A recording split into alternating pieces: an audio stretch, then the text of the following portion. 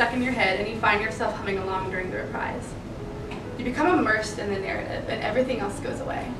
The power of live theater is immeasurable. I would recommend traveling to anyone that ever wants to, because you'll learn new ways of thinking, new ideas, you'll see sights, and you'll love them as well. For me, I felt like I was constantly living in a state of FOMO, or fear of missing out.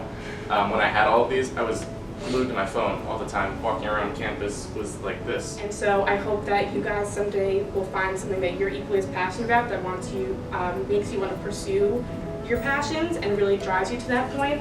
And I hope that you see my name at the end credits of your TV show someday. Ladies and gentlemen of the jury, may it please the court.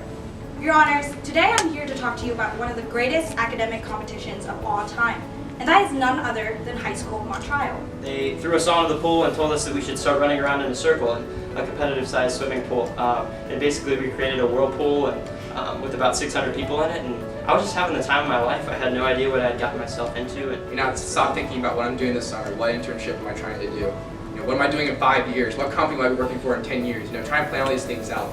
And if I live the day to day, I found that I've been more calm, at peace, and really just having more meaningful interactions. So, coming to Ohio State was easily one of the best decisions I've made, and part of that is due to the fact that when I came here, I knew no one. When you got to the actual island, it was maybe half the size of this room, and there were no ropes. You could literally just dangle your feet off the edge at your own risk. And what I found beautiful about that is you can't do that in America. When we got up there, it was everything I expected but more. I couldn't get enough of it. Every day was a new adventure, and I loved it. Having the chance to dance in Paris was one of the greatest opportunities I've ever received.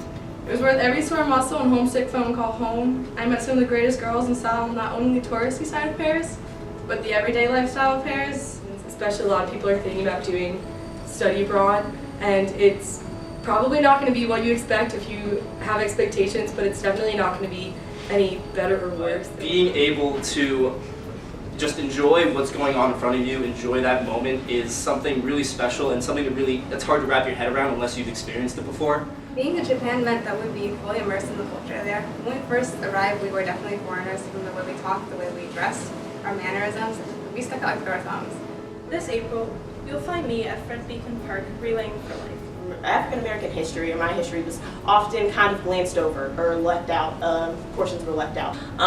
Just go and see, because I guarantee you will take something away from it and you will learn from it. We started to go on more rides together, and I got to see beautiful trails and rivers that were right around the area that I've grown up my whole life in. And I feel like it's important to kind of understand where you're from before you can figure out where you're going. So you run with the bulls and you try not to get trampled. It's the main goal of it. So our plan was to, let the bulls pass us and then chase them. Stay out of the, out of danger. Let everybody else get hit. And so we do that. We start running. I turn a corner. I feel a little nudge on my back. 6 or 7 adult humpback whales all jump out of the water at the same time, creating a hunting technique they call bubble feeding. We back up and they all jump out, and that was actually the smallest I've ever felt in this world. And I felt like I was in a National Geographic documentary, except in my case I'd probably be the idiot standing too close to all the action and about to get mauled by a whale.